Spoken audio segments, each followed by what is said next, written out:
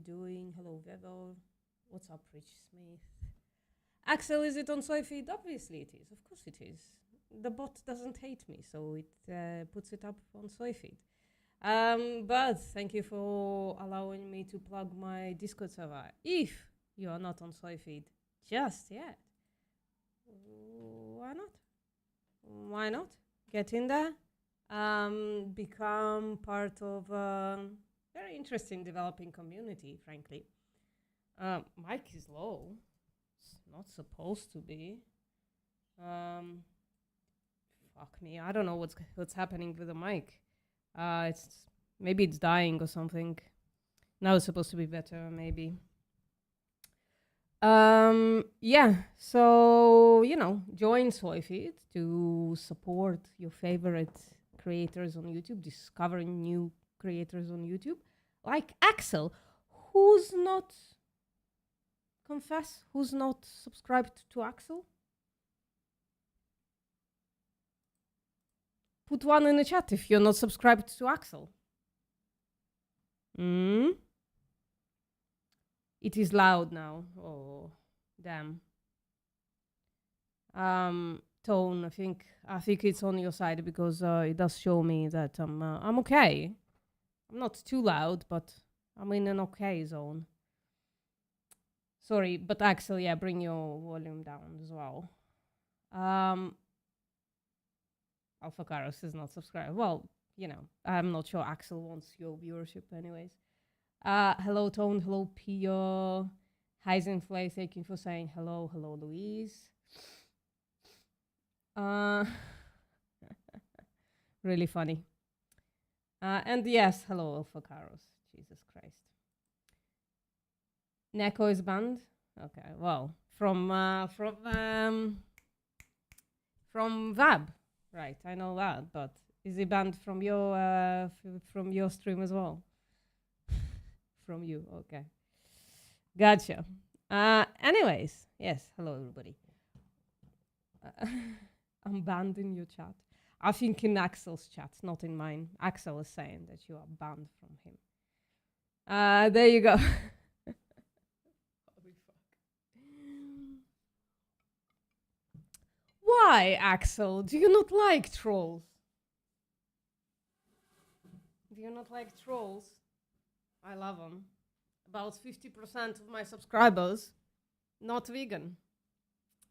And people who wanted to turn on, most of them are people who wanted to turn on, to subscribe just to tell me bacon though, something like that.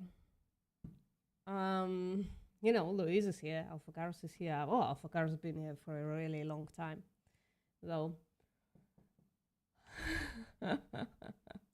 Anyway, drama between a troll and a vegan activist aside, we are here to read this paper that is called The Psychology of Cows by Laurie Marino and Christine Allen. I've discovered this paper when Vegan Gaze, she mentioned it a couple of times, I think. And yeah, we're going to try reading it together. Lower your expectations a little bit from this paper, right? Because the thing is, right, when you say psychology, the expectation is some kind of psychoanalysis, right? But of course, obviously, you can't do that to cows just yet because we don't know what they're thinking and feeling and stuff because they can't tell us. They don't speak English. But this does, you can do observational psychology, I guess. And this is what we're going to try doing. All right, let's go. Let me make it. We're going to skip the abstract. We're going to, because it's 25 pages. It's very small font and 25 pages of it.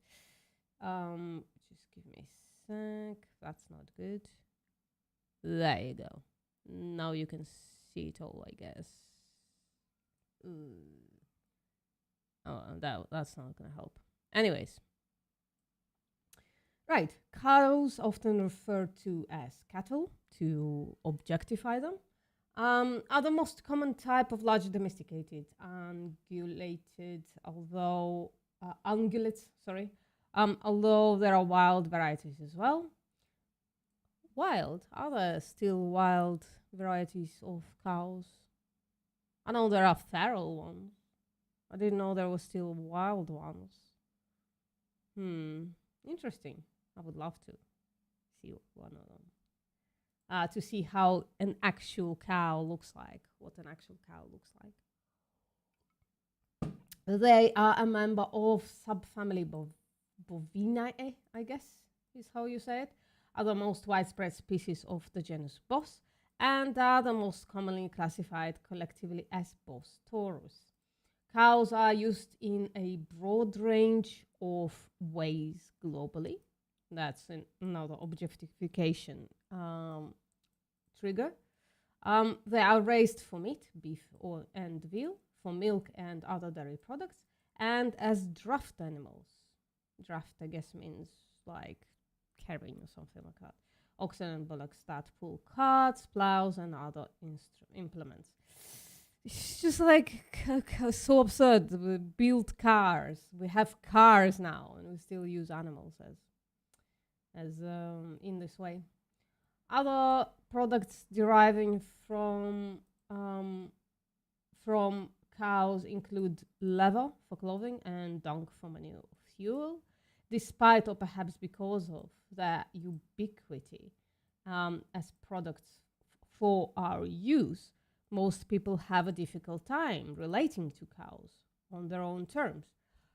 That's an interesting claim. I also came to this conclusion. It's because we use them that we are highly motivated to not view them as sentient, gentle, thinking, experiencing creatures. The wild cows they are referring to technically wild because they have been from feral cows so long ago. Okay. I don't know. They should have said, hello, Bianca. Should have said feral then, right? The words. There are different words there for a reason. Oh, Kerry, what's up? How are you doing? Welcome. Haven't seen you in a while. Oh, by the way, I can do this now. Hello. There you go.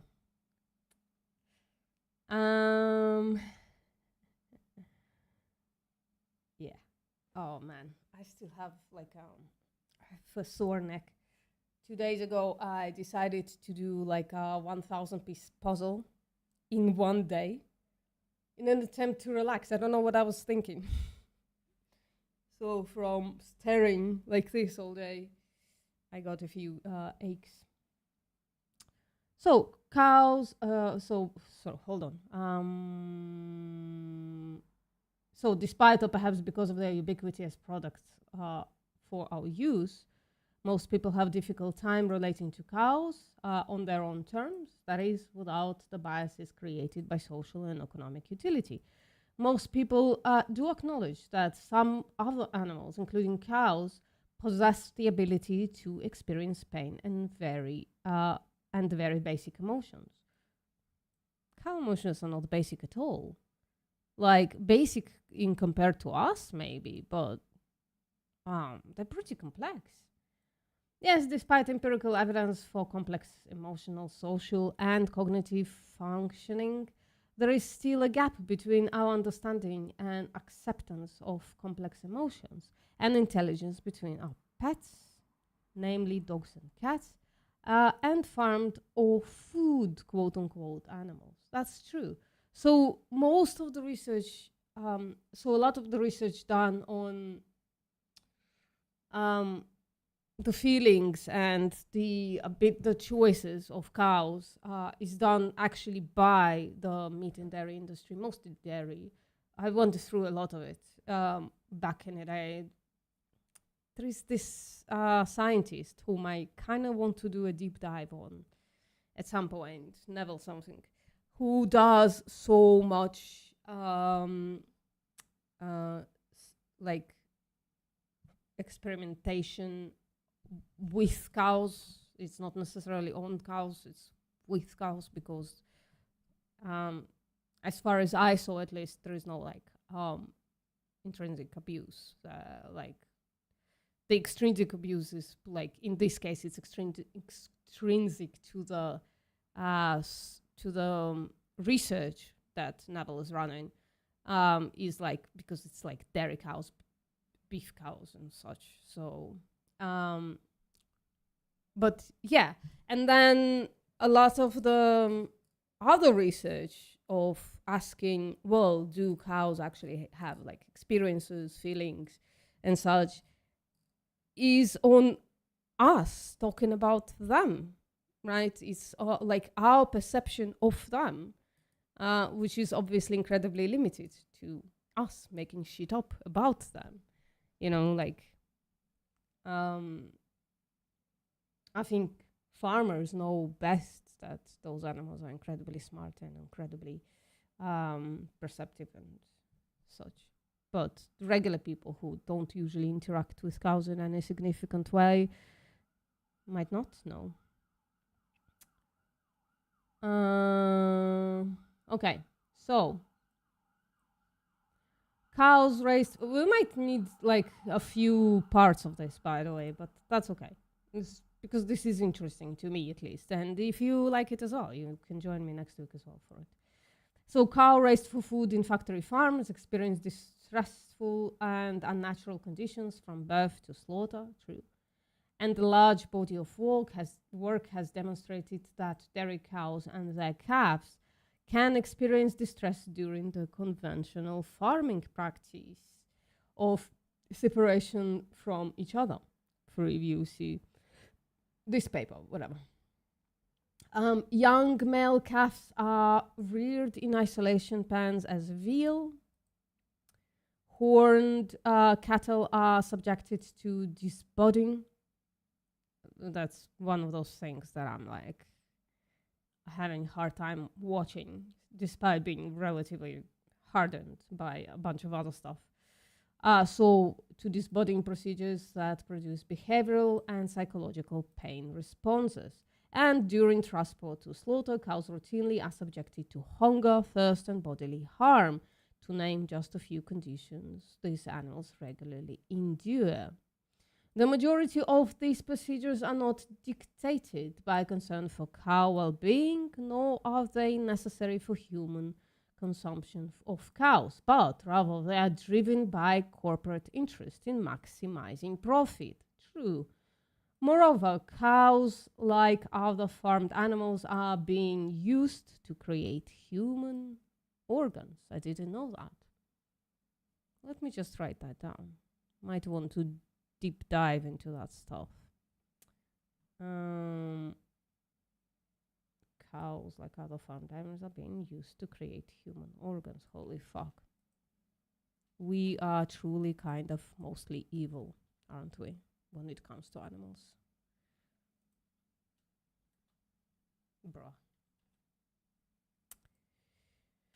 Bruh. Okay. Given that cows are subjected to so many highly invasive and objectifying practices, the need to understand who they are on their own terms is long overdue. I agree. This paper represents a scientific review on what we know about cows and an attempt to place our understanding of them outside of the framework of their use as sources of food, clothing, work, and organ donors. There's a substantial and growing literature on the psychology of other animals, indicating they have rich mental lives, continues to have ethically important consequences for how we relate and treat them. By the way, warning, this paper might be like welfarist, you know. Therefore, understanding the psychology of cows should have a similar impact on our view of them and their well-being. The scientific literature on cow psychology and behavior is dominated by applied themes relating their behavioral and cognitive abilities to characteristics mainly relevant to intensive farming, the ability to grow and reproduce. And because these kinds of applied contexts continue to shape our understanding of cows from both a scientific and public perspective, it is all the more important to objectively assess cows and on their own terms, but trying to understand their psychology so that we might better align the knowledge with their welfare and interests, as I said. So basically, I think what this is trying to say is that we should assess the animals not just for what they can produce for us, but for who they actually are. So do the opposite of objectification, actually recognizing that those animals are animals, as weird as that sounds. By the way, how's my sound? Is my sound okay now? Because I'm whispering as well, kind of. I'm not talking too strongly. What's up, Jason? Are you fighting in my chat? I don't care. You can fight. I don't mind. So in this paper, we review applied and basic literature on cow cognition, emotionality, personality, and social complexity in order to capture the full range of scientific studies available. However, rather than this being a simply comprehensive review of all that is known about the cow psychology and behavior, we focus on exploring the behavioral and cognitive capacities demonstrated by cows and on identifying some of the more compelling areas of study for the future. Moreover, I didn't even know that there are so many outside of Neville's work. I wish I could remember his last name. I didn't even know that there was so much. Oh, Grandin, right? We already see the problem there. But, you know, Grandin probably does like a pretty good work, but then the conclusions she makes continuing to exploit those animals just like in a better way, right? That's where she falls short. She doesn't continue the understanding that if those animals are actually fucking sentient, maybe we should just leave them alone and stop producing them.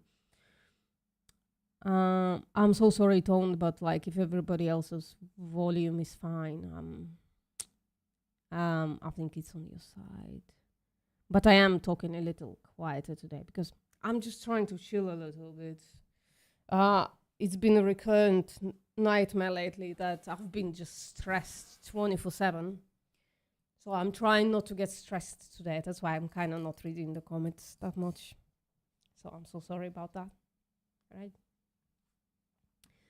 So, however, rather than being simply a comprehensive review of all that is known about cow psychology and behavior, we focus on exploring the behavioral cognitive capacities demonstrated by cows and on identifying some of the more compelling areas of study for the future. Moreover, whereas there are numerous books about cows and their welfare from a management, husbandry, and production perspective, there you go. So those are exploitative ones. This review focuses on psychological and social characteristics of cows as individuals on their own terms, a perspective that is routinely neglected. I agree.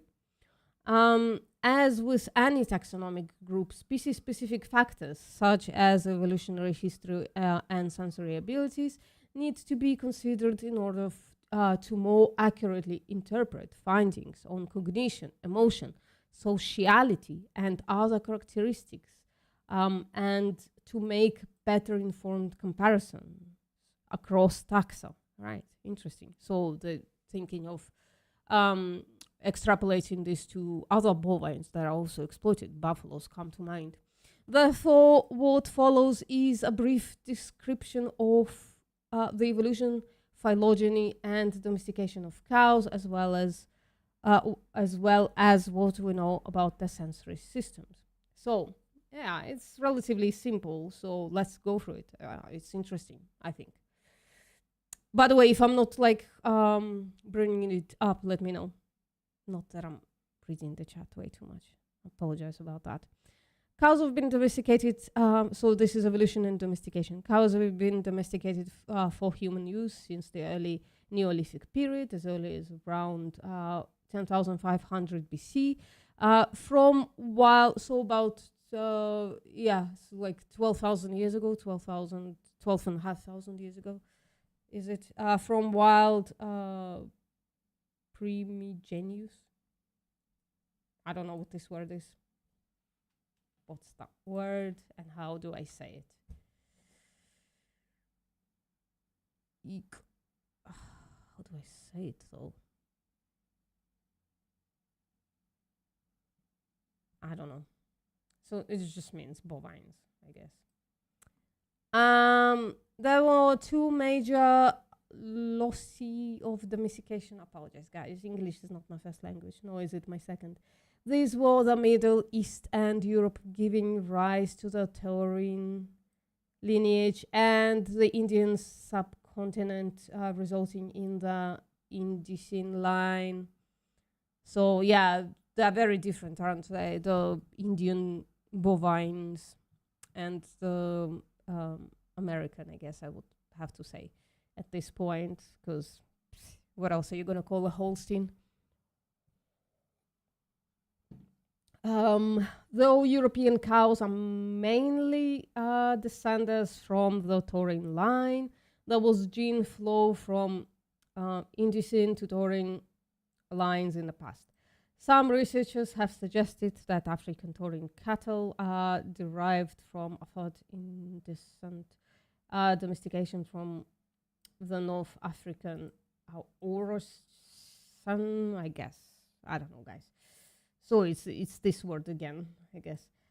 What is clear is that as domesticated cows were moved around, they acquired a substantial dose of genetic admixtures. Admixed populations were most readily identified when both T. indicus and both T. taurus animals were hybridized, which occurred in China, Africa, and the Americas. Following their introduction into the Americas in the late 1400s, semi-feral herds of cows underwent between 80 and 200 generations of mostly natural selection, as opposed to the human-mediated artificial selection of the old world breeding programs. The complex history of cows makes it abundantly clear that modern cows are a mixture of several different lineages and range of natural and artificial selective forces. Did you know, guys, that I've mentioned it before, that most cows in the US are descendants of 50 female cows and 2 male cows? Louise, I'm ignoring you because you've been ignoring me, so I'm just... You can talk all you want, right? All I wanted to know, right? And a yes or no would have been acceptable, one of those things, if you're willing to have a voice conversation with me. That's all I wanted to know. And now I'm supposed to read your comments when you've been ignoring me. I don't know why. Of course, Louise is not vegan, Axel. She's not vegan. She's a farmer or farmer's daughter or something like that, right? And an avid hunter. Oh shit, I should connect that.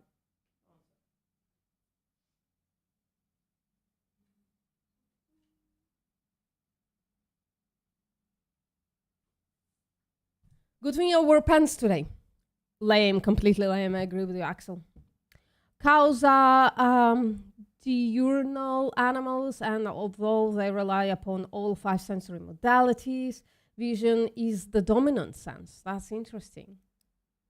They are prey animals and as such have eyes located on the sides of their heads. Again, not sure about that claim, but not sure about that claim. Giving them a wide field of view as of at least 330 degrees.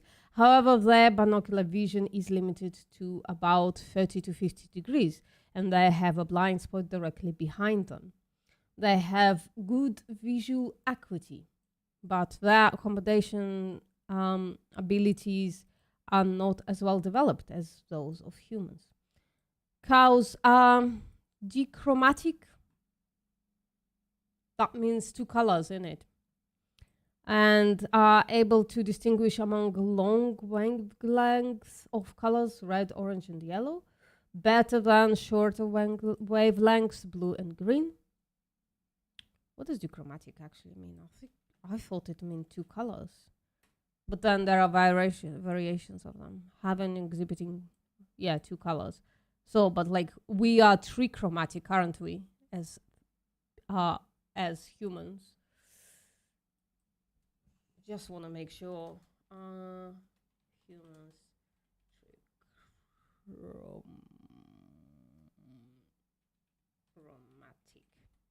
We have three colors, aren't we? Yes, humans are trichromatic. Okay. So they don't see blues and greens as much because they have like the dominant colors are red and yellow. That's interesting. Oh, that must be so pretty. The world must be so pretty from that. And go, I do have an affinity to like towards yellows. So my glasses are usually like tinted yellow, and my phone, the screen reader is always on because I have an affinity towards yellow colors. But like, can you imagine like viewing everything a little more like reddish and yellow? That's cool, man. Cows pay better attention to moving objects than stationary ones and are often spooked by sudden movements. Hearing ranges from 23 hertz to 35 kilohertz, and their hearing is more acute than horses. Interesting. However, with an average sound acuity localization threshold of 30 degrees, isn't that bigger than humans? They are less able to localize sounds compared to goats, 18 degrees.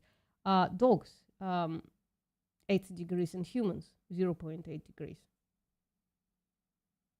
Okay, interesting. The lack of a keen sound localization ability may make them less certain about the location of predator and therefore more fearful. Cows get stressed more likely. Cows have a well-developed gustatory sense and can distinguish the 4 primary tastes: sweet, salty, bitter, and sour. Oh my god! They possess around 20,000 taste buds. Oof, that's a lot. Holy shit. They avoid bitter tasting foods, potentially toxic, and have a marked preference for sweets. Yeah. Did you see that video where cows eat like frozen sweet desserts, like frozen fruit type situation in sanctuaries? High caloric value and salty foods, electrolyte balance. There you go. So they're like the salt licks as well. Plants have low levels of sodium, and cows have developed a capacity of seeking salt by taste and smell. And I think that's why they lick us like a lot. Lick, I think, is the better way to pronounce it, right? Because they like search for the salts of our sweat. And they have a sensitivity to sour taste, and that help them maintain ruminant pH balance. Interesting. We're learning so much about cows today. It's so fascinating. Cows are macrosmatic. Let's learn what that word means. Macrosmatic. Having a good sense of smell. That's interesting. Yeah. Okay. Meaning that they have a keen sense of smell. Oh shit. VPM, you should have read on. And possess a vomeronasal organ using a Flehmen response, curling back the upper lip like that to expose the front teeth. Inhaling those hold on, where are we? I got mixed up in making exposing the upper lip. Inhaling with closed nostrils and holding that position for several seconds to bring olfactory substances to the organ. By the organ, I mean nose at this point. Cows also have a complex complement of odoriferous glands, including interdigital, infraorbital, inguinal, and sebaceous glands. So olfaction means hearing, doesn't it? Olfaction means hearing. Oh, sense of smell, sorry. Plays a major role in their social life, but the role of olfaction in feeding is not as well known. Generally, cows use the olfactory sense to expand on the information they acquire from other senses. So, when cows go to a slaughterhouse, and they can smell blood. So when Grandin tells us, Temperance Grandin tells us they don't know what's happening, I think she's full of shit. But in the case of social and reproductive behaviors, olfaction seems to be a fundamental source of information. Do they sniff each other's balls and stuff? Furthermore, there is evidence that cows can detect hormones associated with stress in the urine of conspecifics.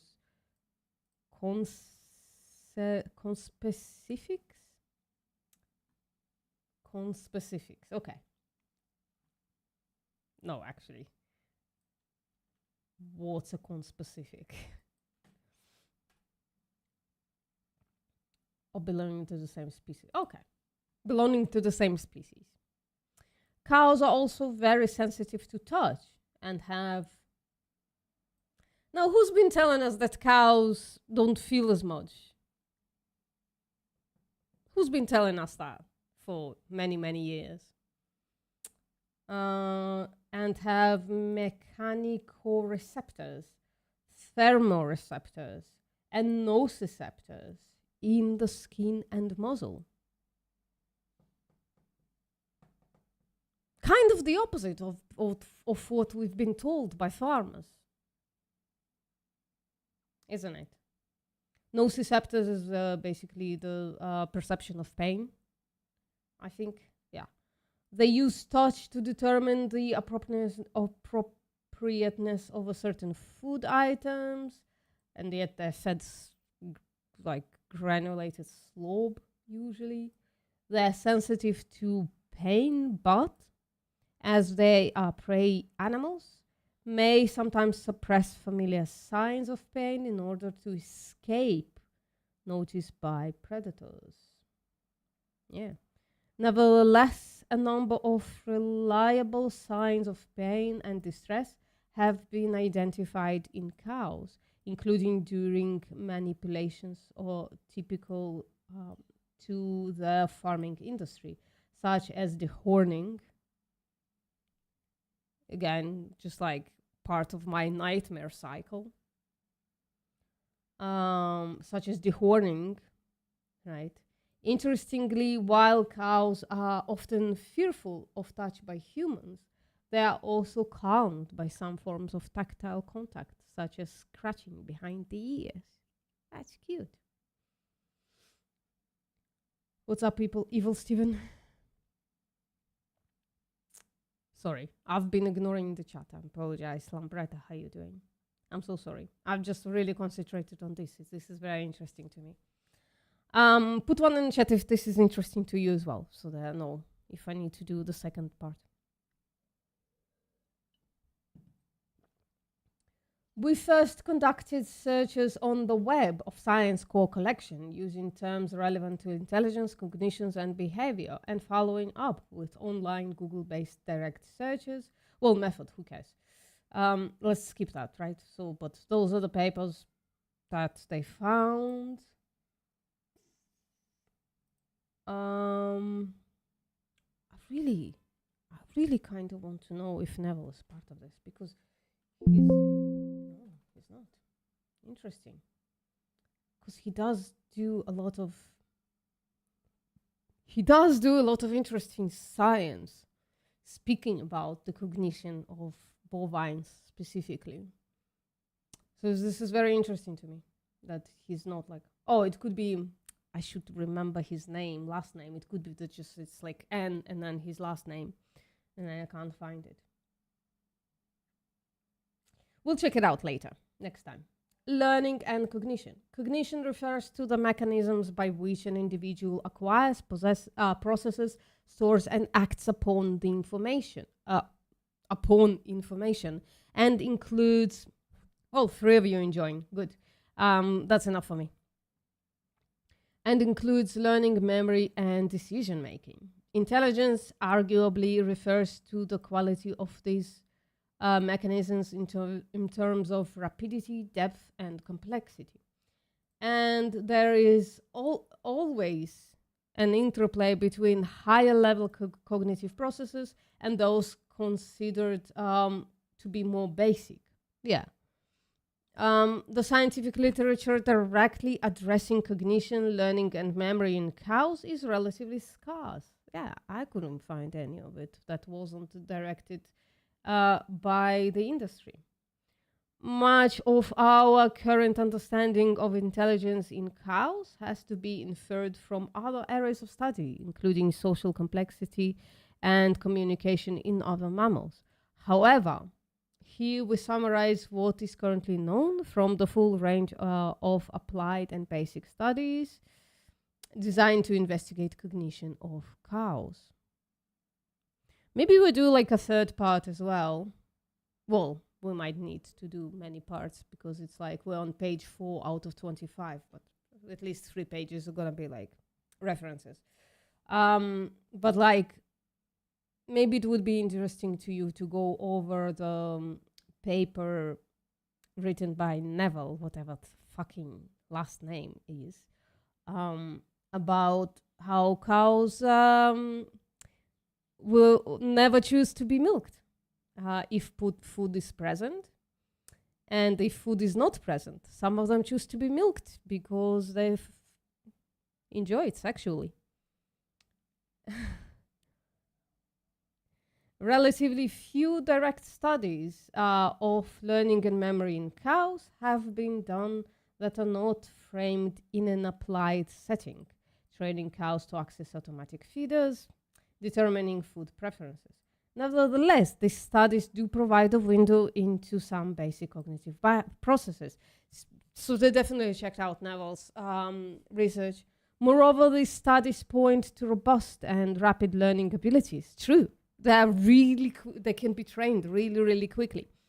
I think in one of the Neville's, the one that splits into 2, and on the one side is food, on the other side is milking. I think they walked them through like twice, and the cows picked it up really, really fast. So really cool. Cows can learn about the location of a feeder after 2 10-minute tests daily for 5 days. In one study, I think that's, it's okay. It's 5 days, but twice a day. Yeah. I remember this one. I think this is from that study about milking. In one study, the long-term memory was demonstrated when 77% of the cows retained the learning after a 6-week cessation of testing. That's fantastic. In an early study of auditory conditioning, cows learned to respond appropriately to the sound of an alarm within 7 trials. So like similar to Pavlov's dogs. Another study of associative learning showed that cows have the ability to quickly, after just a few sessions, learn an association between a non-aversive audio stimulus and an electric shock at a virtual fence boundary. I read that study. It was kind of a little bit horrific because the shocker collars, they sit right here. And it's such a sensitive place. Holy shit. I think in all animals. Such a sensitive place. I see you guys are addressing Louise. That's okay. after just a few boundary sessions. And they maintained that learning without any other cues. Baldwin and Stott showed that calves can learn to push their muzzles into an opening to break a beam of light, which turns the house lights on and off. Holy shit. Salt-deficient calves have shown the ability to learn to press a panel to access 4 sodium solutions. Look how smart they are, Louise. In a test of how well they can extrapolate the location of a moving target, cows were presented with a task called the Kruszyński test. The subjects follow a slow-moving food trolley, eating as they go. When the trolley moves into a tunnel where it cannot be seen, a form of invisible displacement, the subjects, in this case cows, should move to the far end of the tunnel to await the exit of the trolley, showing they can extrapolate future movements from the past trajectory of the trolley. I want to read up on this Kruszyński test. I want to read up on this a little bit. I'm sorry, guys. Tangents are going to ensue, always. I just want to know Kruszyński test.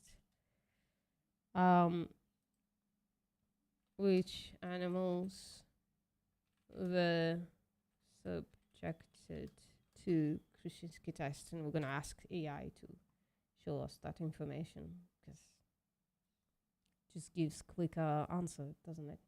The Kruszyński test primarily involves rats. Rats are incredibly fucking smart. So if cows can do it, rats, they are smart as rats, I guess. Which is known for its susceptibility to audiogenic seizures. These rats were used to study. Oh, fuck me. Never a dull moment in the abuse of animals. Hey, what's up, Louis? How you doing? Right. I'm regretting reading about the Kruszyński test. Invisible displacement, subject. Okay. Trolley showing they can extrapolate future movements from the past trajectory of the trolley. Cows are capable of successfully completing this task, though they were not as consistent as pigs and goats. So, some cows are smarter than others, is what I mean. Am I boring you, Carrie? I hope not. I hope this is interesting somewhat to you.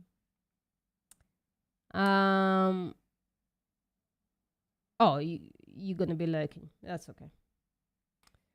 One of the areas sorely lacking in our understanding of cow cognition is object permanence, which is called to mind in studies like the one above. But whereas the cognitive abilities probed by tests like the Kruszyński test only resemble tests of object permanence, Jesus Christ. There are no actual published studies on object permanence in cows to date. That's a shame. Object permanence is a vital cognitive skill that underlies a number of other complex capacities, such as abstraction, prediction across time and space, and perspective taking. Oh, yeah, perspective taking. I know this sentence. Why did I... Oh, go to sleep. Yeah. It's going to be here after you wake up. So don't worry about it. Go to sleep, Carrie. Best of night. Good night. So, fun fact. Parakeets don't really have object permanence too much. So, maybe we should start exporting and slaughtering cakadoos or something.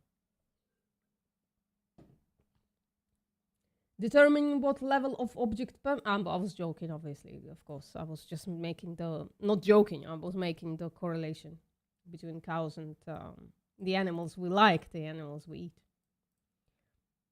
Determining what level of object permanence cows or any other animals achieve is important for interpreting their capacities in a number of areas that appear to rely upon mental representation or the forming of high-level constructs discussed below. Discrimination of object shapes and non-conspecifics. So again, non-conspecifics means somebody outside of belonging to the same species to somebody who doesn't belong to the same species.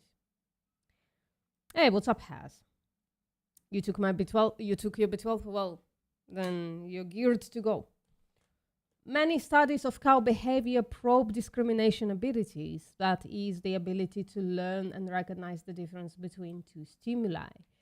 Object discrimination learning involves the ability to learn to discriminate stimuli or object on the basis of various attributes of those stimuli through differential reinforcement contingencies. Clearly, object discrimination is a necessary foundation for other forms of learning and cognition. Object discrimination makes categorization and concept formation possible.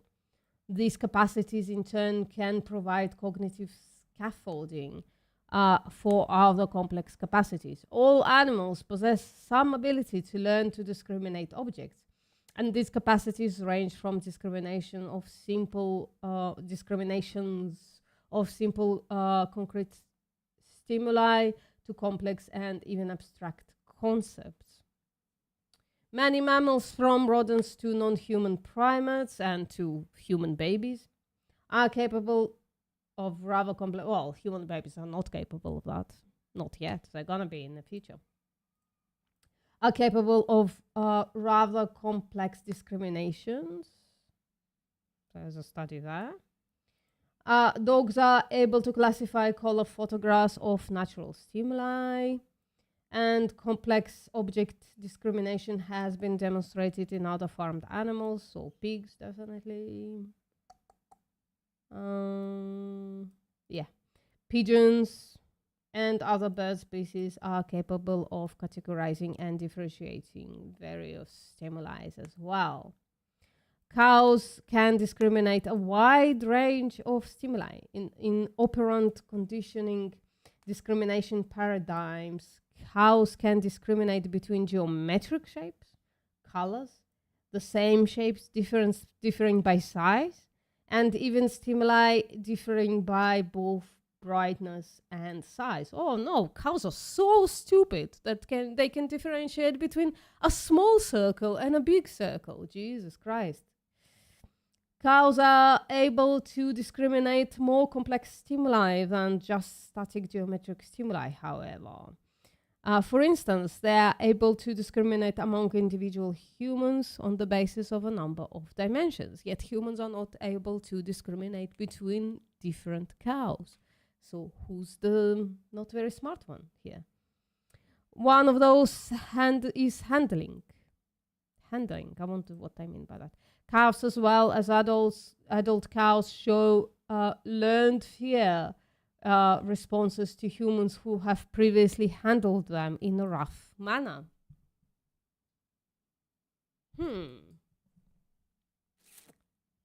So this really truly indicates that farmers know how complex cows are. Unless they are really, really working hard on ignoring those cues. That if they rough handle the cow, that cow is going to be scared of them the next time. Or going to give them the fuck you look. Maybe. Cows can't perform advanced calculus, so shit. It's okay to slaughter them then.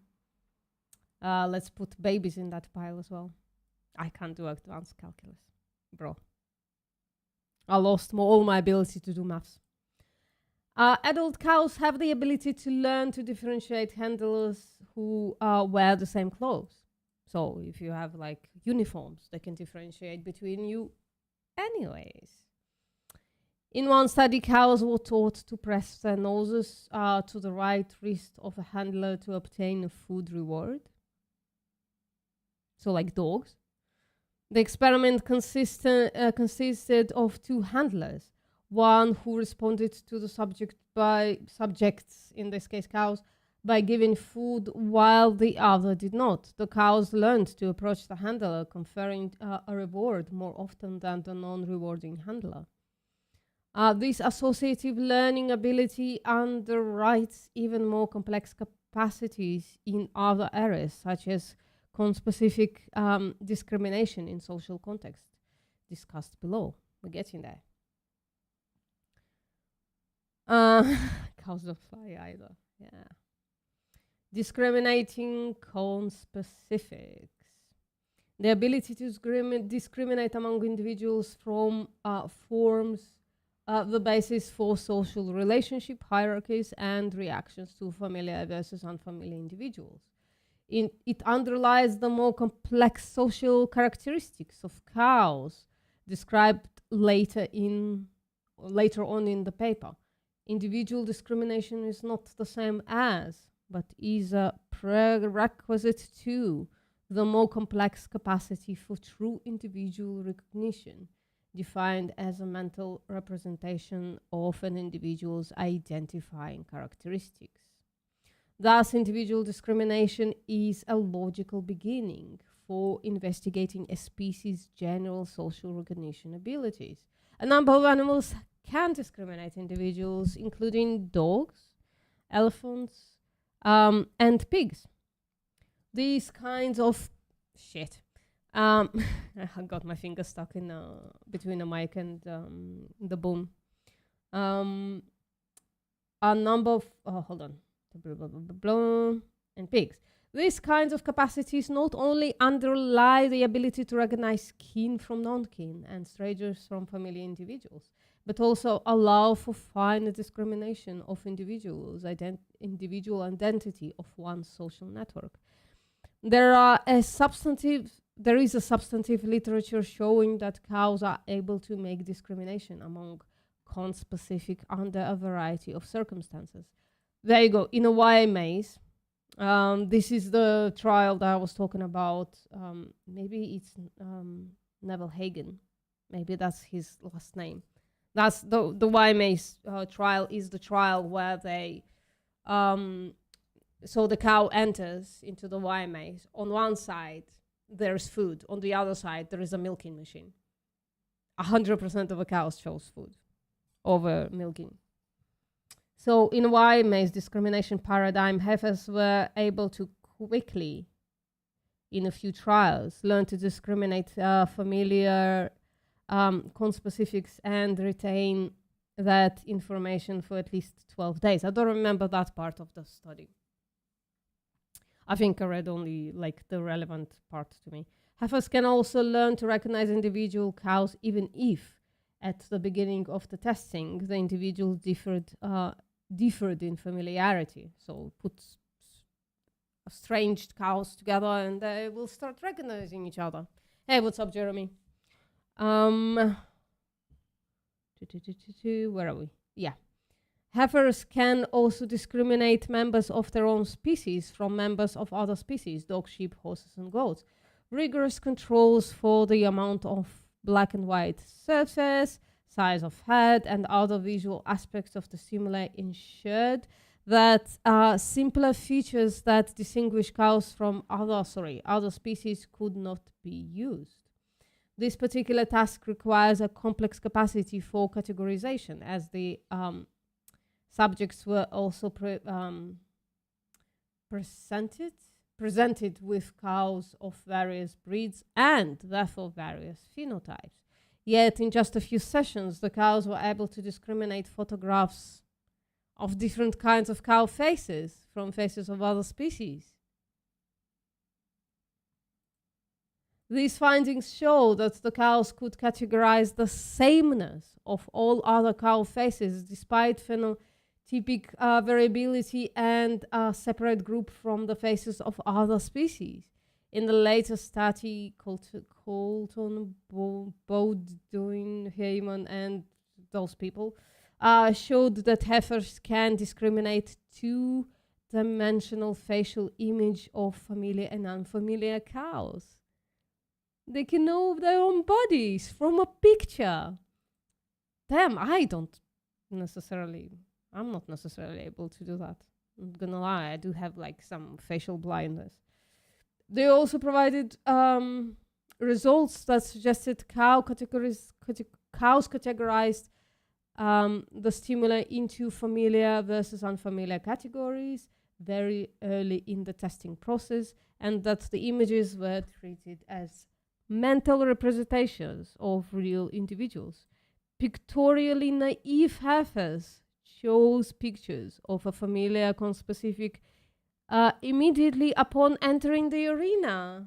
Oh my god! This suggested to the author that the heifers used previously stored mental images from actual social interactions and representations of real individuals. Control tests were congruent with that interpretation. Additionally, the use of only photographs in the experiment suggests that cows have a sophisticated visual discrimination capacity and is independent of chemosensory mechanisms. So it's not like only the smell and the licking, the touch. Yeah, they can really like recognize the individuals from pictures. That's cool. What time is it? Spatial cognition. Spatial cognition, learning and memory refers to the ability to acquire knowledge of, remember, organize and utilize information about spatial aspects of one environment, including navigation and learning to discriminate and prioritize the location of objects. Some forms of spatial learning are dependent upon mental representations in both short and long-term memory and can form the basis of complex cognitive maps of the environment, providing the foundation of many other social and non-social strategic behaviors during such tasks as foraging and traveling. The complex this is one of the reasons why it's so fucking cruel, just putting animals in the same fucking space for their entire lives. All they know is the dairy farm.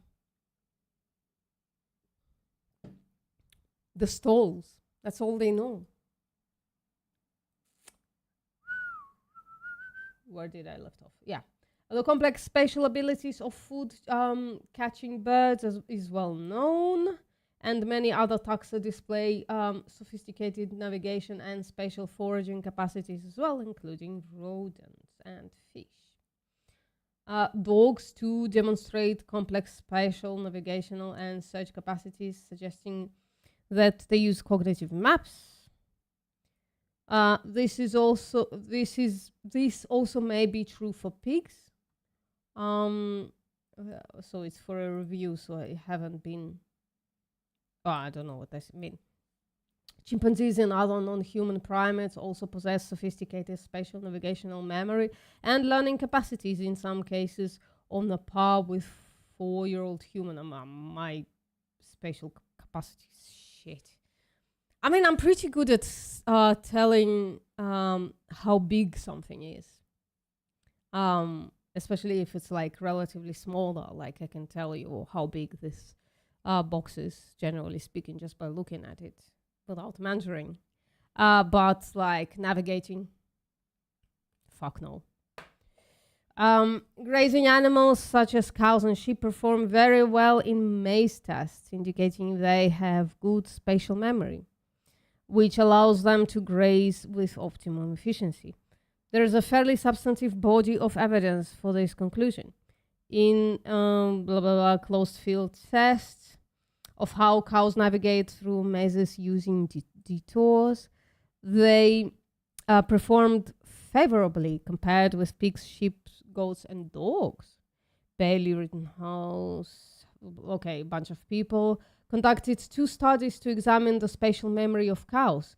In the first study, the performance of heifers was evaluated in radial and parallel arm mazes at 2 levels of complexity. In the second study, well, this is what Temperance Grandin uses, doesn't she?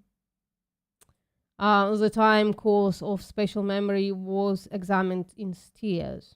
Is she on this list? She's not. Maybe she's using something else.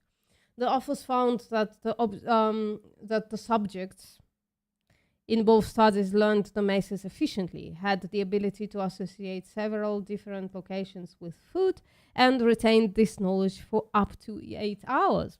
Jesus, I would lose. I would lose in this competition. Sorry. Gotta turn on live chat, I guess. The authors suggested that visual cues were used, but they could not control or account for all the factors involved in their performance. Moreover, when given the opportunity,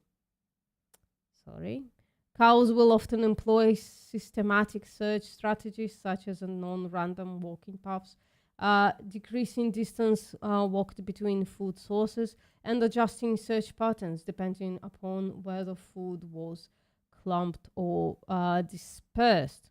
Both memory and strategy contribute to optimal foraging efficiency.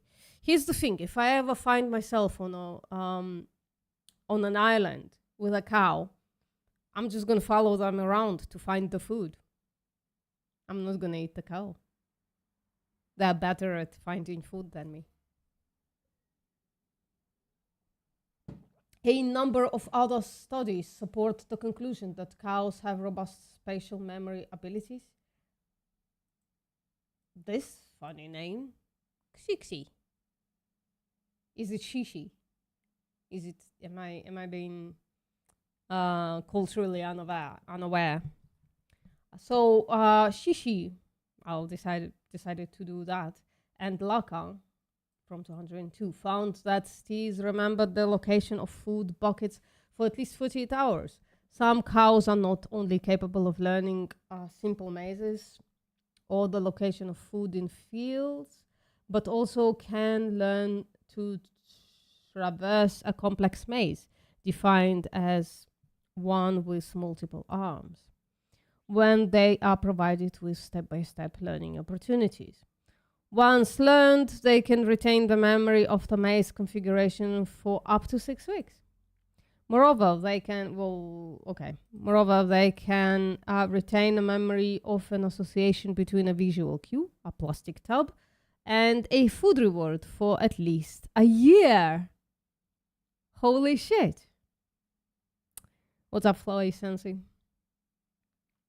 How interesting is that, guys? I don't know. I hope you enjoy. I'm enjoying myself, which is what's important, frankly. I don't give a shit about your enjoyment. I hope you're enjoying, but if you were to tell me that you are not enjoying it, I would still continue reading this. So, summary of learning and cognition in cows. We could have read just a summary, but this was very interesting. Anyways, there is sufficient evidence demonstrating cows have well-developed discrimination and spatial cognitive abilities and are capable of not only complex learning, but feats of long-term memory. They are capable of making discrimination among complex stimuli, humans and conspecifics. However, in general, it would be a vast understatement to conclude that more basic research directly probing cows' learning and cognitive abilities is in a wider range of domains is needed. Yeah, we just need to give them a chance. For instance, further studies of object permanence would be important as a comparative literature with other animals, and other compelling areas such as numerosity, learning set, and other perception beg to be addressed. Yes, can cows count? I really want to know. What's up, Veganosaur? How are you doing? They are really sweet, but also now we're learning they're incredibly smart as well. Emotions.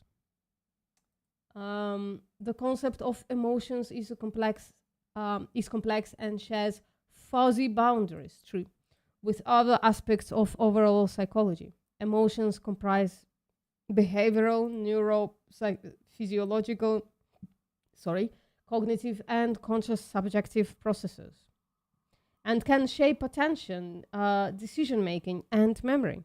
Emotions themselves are influenced by such factors as situational awareness and sensitivities to the experience of others.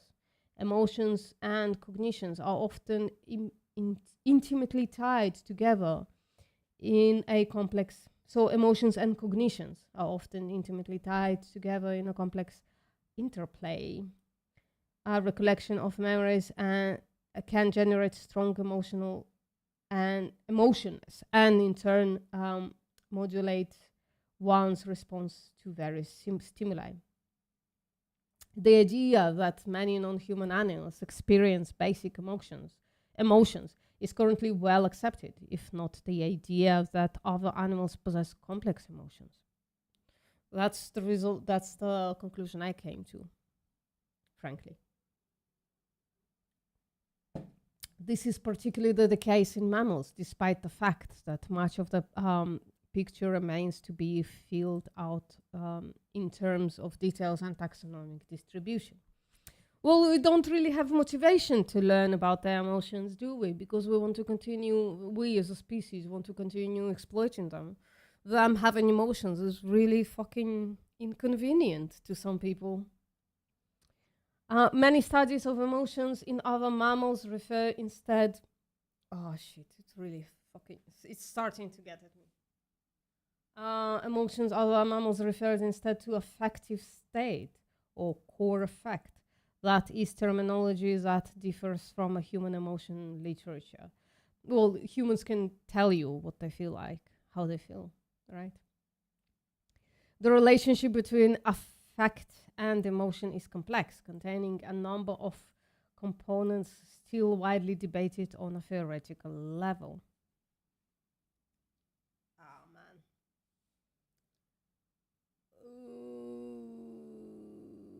Causa pasture puppies. Bianca, let me show you what I can do. Look. Isn't it pretty? Hey, what's up, Michael? Ask you. Studies of emotions in cows, as in other animals, tend to focus on just two easily identifiable dimensions, namely valence, which means positive, negatives, or pleasant, unpleasant, and intensity, weak or strong. Yeah, it is kind of basic. Which vary independently of each other. It is reasonable to argue that the emphasis on these more basic and let me just a little bit so I'm not struggling as much. Unidimensional aspects of emotion in other animals is more a function of our own assumptions about their nature, as well as limitations in measuring non-human emotions. Listen, guys, I'm so fucking smart. I'm discovering this all the time lately. I'm so fucking smart because I came to this conclusion without reading this paper.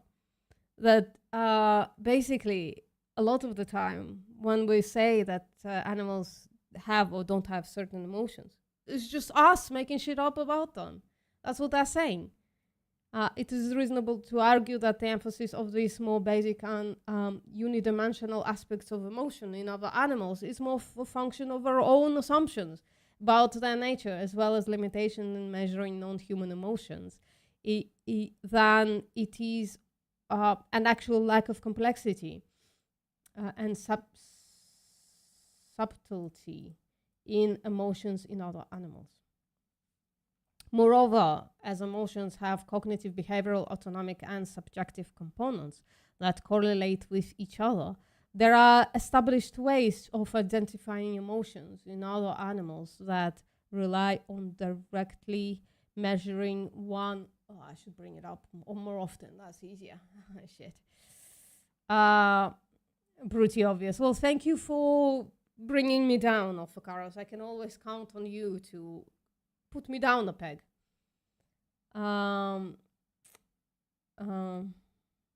What was I? Directly measuring one or more of these elements and then inferring other presence of the others.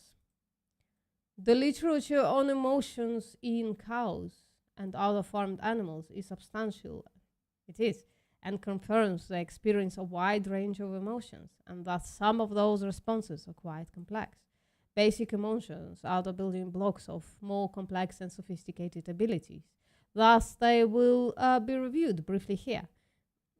The more complex psychological phenomena, such as cognitive bias and emotional contagion, are more fully explored below, and as they suggest the capacity for more sophisticated mental phenomena, such as empathy, which is more than what alpha cows has. So cows have one-upped you. Positive and negative emotional states. Well, we don't know if cows have one-upped you just yet. We're going to get there, though. What's up, Oluwale? Studies indicate that cows experience their internal subjective states with multiple behavioral and physiological changes. There have been numerous studies of fear and anxiety responses in cows. One of the most commonly used fear testing paradigms for cows is in the open field or novel arena test. So cows show demonstrable fear responses such as increased latency to enter, defecation, vocalizations, and escape attempts when placed in this situation. But fear responses in this paradigm are not strongly correlated with fear in other situations. Yeah, true, because they are like prey animals, aren't they? So they would be scared in that situation when they're entering new terrain, right? They should be fearful. Yeah.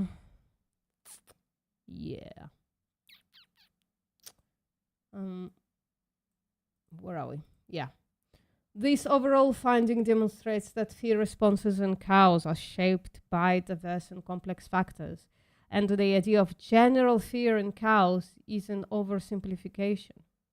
It would seem logical to argue that similar levels of oversimplification occur when interpreting positive emotional responses in cows. This conclusion should be kept in mind when reviewing other measures of emotions in cows. Right. I-white percentage. What the fuck? The relationship between changes in I-white percentage. Oh, it's what we do, don't we? So that's what we recognize when we look people in the I-whites, and then it's connected to some kind of although evolutionary psychology is probably bullshit.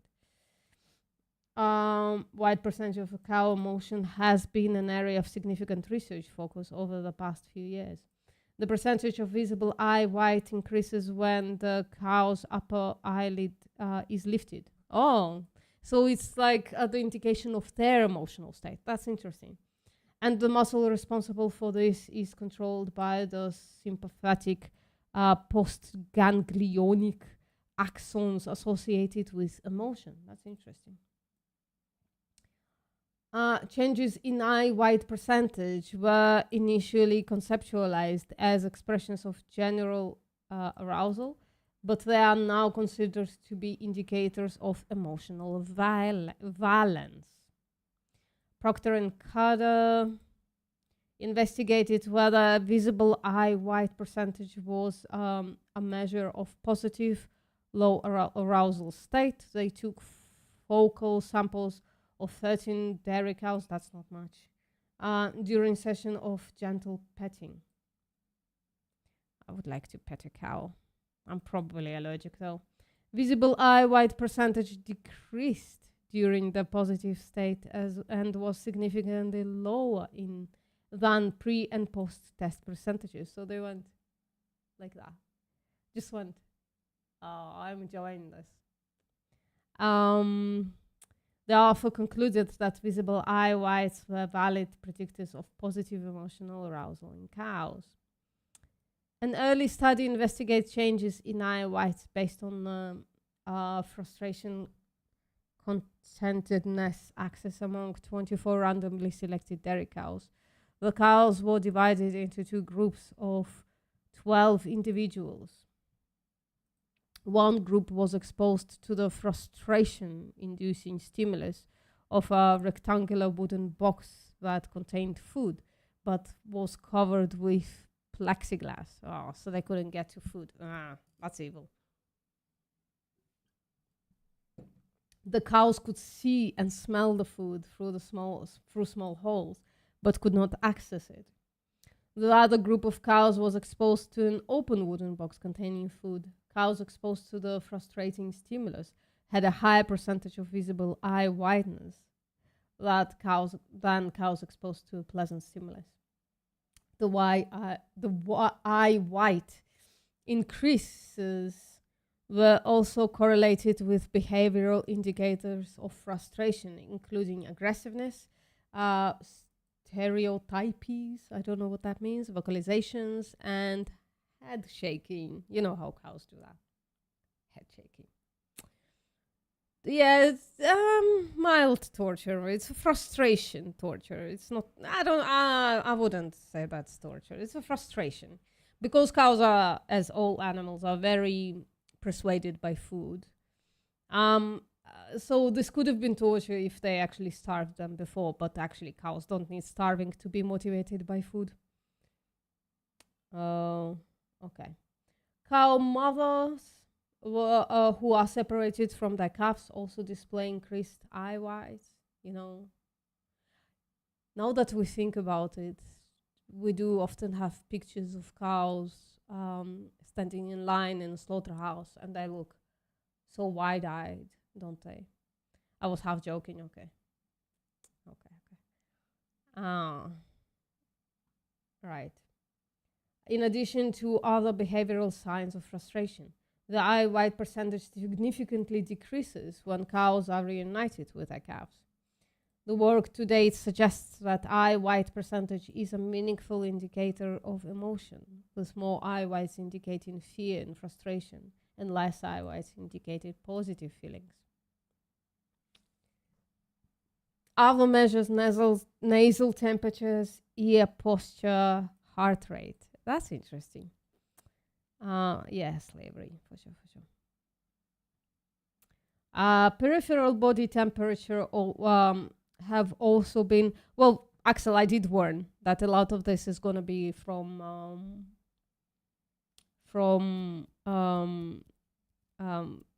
the research that was done by farmer adjacent research facilities and researchers. That's just how the cookie crumbles in this case. So peripheral body temperatures have also been identified as an indicator of subjective emotional state in non-human mammals. In cows, this has been studied by measuring nasal temperatures. Proctor and Carter investigated the effect of inducing a positive low arousal emotional state on the nasal temperature of cows. The positive state was induced by stroking the cows in preferred regions to stimulate allogrooming, an activity that has been shown to induce relaxation and lower heart rates in cows. Stroking resulted in significant decreases in average nasal temperatures. Since previous research has suggested that negative emotional state resulted in decreases in peripheral body temperature, their findings suggest that positive emotional states may lead to the same peripheral body temperature changes as negative emotions. Ear posture, so picking up the ear, I think, may also be an indicator of emotional state in cows. Proctor and Carter conducted a study on a group of 13 cows to assess whether ear postures could predict a positive emotional state in cows who receive a pleasant stimulus of gentle stroking by a human researcher with whom the cow had been habituated. The researchers, well, this is an important part, by the way, right? So animals wouldn't accept all pleasant stimulus from all people, right? Generally speaking, they should know the human, right, first. The way dogs are, the way cats are, right? They don't necessarily, right? It happens that animals are just like really starved for attention, but they don't necessarily immediately enjoy the pleasant touching when it comes from a human. They don't know. The researchers completed a total of 381 15-minute focal observations. Each 15-minute sample included 5 minutes of baseline observations of the cow, 5 minutes of pleasant stroking, and 5 minutes of post-stroking observation. The videos were then analyzed to determine the amount of time cows spend in 4 pre-identified ear postures. Relaxed ear postures, which included a backward ear posture, and a hanging ear posture, were more likely to be displayed for a longer duration while the cows were being gently stroked than during pre and post test. Less relaxed ear postures, which included the upright forward posture, were I feel like a flight attendant with those gestures, were more likely to be exhibited during the pre and post test. Additionally, more relaxed ear postures were performed during the post-stroking examples than the pre-stroking example. Oh, pre-stroking samples, that's cute. So they enjoyed it so much that I continue to be a bit euphoric. That's cute. In terms of physiological measures, cardiac rates are often used as indicators of emotional responses, but this can be unreliable. Yeah, heart rate variability rather has also been established as an important physiological indicator of distress in cows. While additional confirmatory studies are needed, these studies suggest that cows provide important behavioral and physiological indications of their internal emotional state. Play. I just skimmed a paper on bees playing.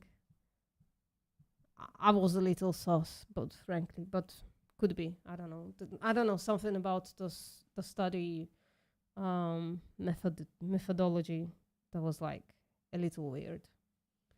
But I could be wrong. By the way, we're gonna finish off for the day soon and continue next week. Play behavior or lack thereof can. We're gonna read the play and then we can finish off. Play behavior or lack thereof can indicate positive and negative emotion states as well. However, it should be noted that play behavior, which can take the form of object play, social play, and locomotor play, is anything but simple. Play is related to curiosity and innovation, and therefore forms the basis for complex subject-related and social abilities in humans and other animals. It is also an expression of positive engagement with the environment and others. Most mammals, as well as some birds, amphibians, reptiles, fish, and some invertebrates, play. Play is most predominant in younger individuals. Play behavior is associated with endorphin release.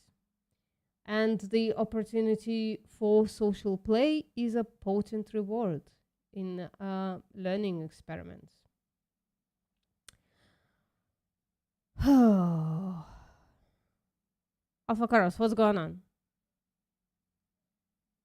Cope and Seethe. There are about 13 people watching, Axel. I don't know. They're just listening, I guess, to my lovely, lovely voice. Cows engage in all forms of play found in mammals, including playing with objects such as balls. Well, we know those videos. We love those videos. Gamboling and running, and also social play with members of other species.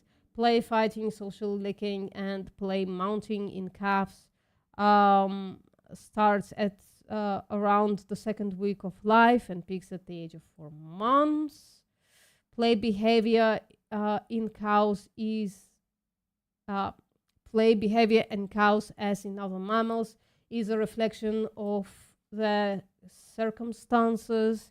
For instance, release from Confinement increases the frequency of galloping and bucking, form of locomotor play in calves. Likewise, pair housing and enhanced milk allowances increase play behavior in dairy calves. Jesus Christ. Locomotor play has been more in pair houses. Calves can control animals, and social play, such as play fighting, was only seen between pair-housed calves. Pair housing and enhanced feeding work synergistically to enhance play and thus welfare. On the other hand, earlier weaning and reduced milk allowance reduces playful running in calves. Not unexpectedly, pain in various forms decreases cow play behavior, obviously. Therefore, cows who are deprived of needs and placed in negative situations show decreased play, while an increase in play expresses the rewarding nature of good welfare. We're gonna end up here, guys, because I'm starting to not be able to read anymore, and my neck is kind of hurting. So the conclusion is thus far. We're gonna continue next week. The conclusion thus far: cows are complex individuals who feel emotions, who play apparently, and who are incredibly smart. They can learn mazes and remember them for at least a year. They're motivated by food, which tells us that they are highly sentient. And cows are cute. Conclusion: cows are cute. 100%. There you go. Oh, why isn't it showing up? Because I don't have it here, I guess. Oof. It can show up here. I guess I should add it. Okay, I can just add it right here. Give me a sec. Image slider, browser. Okay, there you go. Now we're gonna be able to see it here as well. So cows are indeed cute, but it's tiny. So give me a sec. Ooh. There you go. Lock. All right. Thank you very much, everybody, for coming, and I'll see you next time.